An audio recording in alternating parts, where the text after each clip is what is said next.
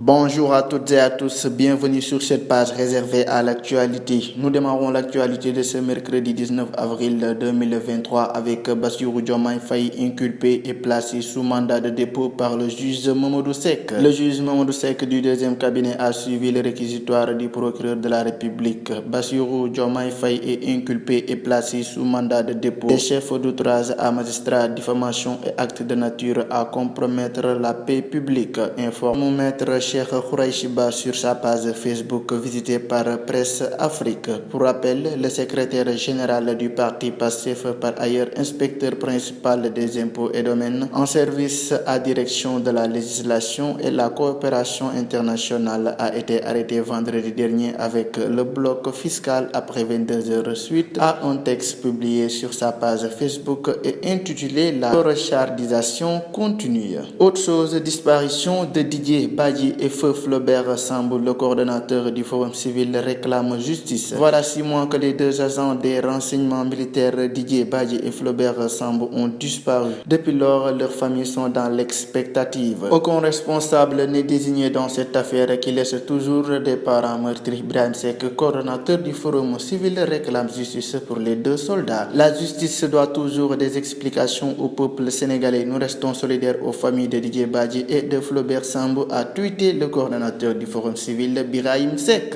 Et puis poursuivons avec l'arrêté pour escroquerie. Sidi Ahmed Mbaye libéré sur convocation. Coup de théâtre. La mesure de garde à vue de Sidi Ahmed Mbaye a été levée sur instruction du procureur selon des sources de Seneweb. Ainsi, il ne va pas passer cette nuit dans les locaux de la section de recherche de Thiès. Toutefois, libéré sur convocation sur ordre du parquet, Sidi Ahmed Mbaye devra se présenter ce mercredi devant les enquêteurs de la SR de Thiès pour rembourser une partie de la somme de 10 millions de francs CFA appartenant au plaignant Abdounger selon des sources autorisées de Seneweb. Pour rappel, Sidi Ahmed a été arrêté à Dakar puis placé en garde à vue dans les locaux de la section de recherche de la capitale du Rail. Interrogé sur procès verbal, Sidi Ahmed Mbaye avait avoué avoir encaissé 10 millions de francs CFA auprès d'Abdounger pour la vente d'une clé USB contenant une supposée vidéo obscène de Ousmane Sonko. Contre toute attente, la mise en cause avait fait savoir aux enquêteurs qu'il ne disposait plus de cette vidéo.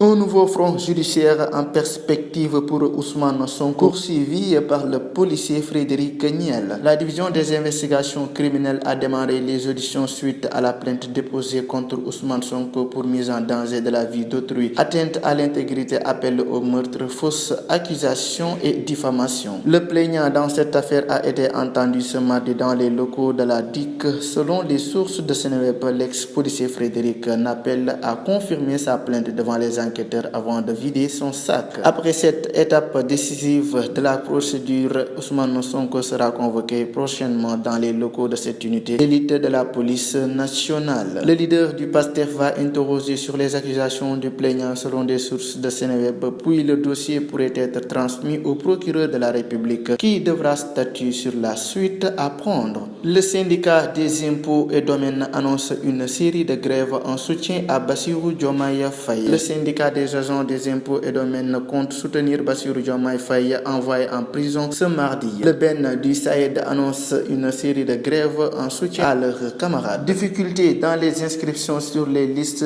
électorales. La diaspora sénégalaise et les jeunes face à de sérieux problèmes. La diaspora sénégalaise est confrontée à de sérieux problèmes pour s'inscrire sur les listes électorales. Selon le président d'Africa Jom Center, Alioune Tine, l'inscription sur les listes dans la diaspora et un centre présente des difficultés réelles, informe l'AS parcouru par Leral.net. Il invite les autorités publiques à prendre toutes les mesures utiles pour que ce droit citoyen fondamental soit une réalité. Alioune Tine interpelle également la Sénat. L'ancien premier ministre Abdoul Mbaye embauche la même trompette. Il alerte sur les difficultés intentionnelles gênant les inscriptions des jeunes sur les listes électorales et qui finiront par se retourner contre le régime. Hors de chez nous, l'actu international au Soudan, l'incertitude persiste au 4e jour des combats entre armées et paramilitaires. Les affrontements continuent au Soudan pour le 4e jour de suite entre l'armée nationale dirigée par le général Abdel Fattah al-Burhan et les forces de soutien rapide puissantes milices paramilitaires avec sa tête le général Emedi. Le bilan est incertain, 185 morts et 1800 blessés blessés selon l'ONU, 144 morts et 1400 blessés d'après le comité central des médecins soudanais, renseigne RFI. En Tunisie, plusieurs cadres Ennahda arrêtés, les bureaux du parti fermés. Les autorités tunisiennes ont fermé ce 18 avril 2023 les bureaux du mouvement islamiste Ennahda sur l'ensemble du territoire au lendemain de l'arrestation de son chef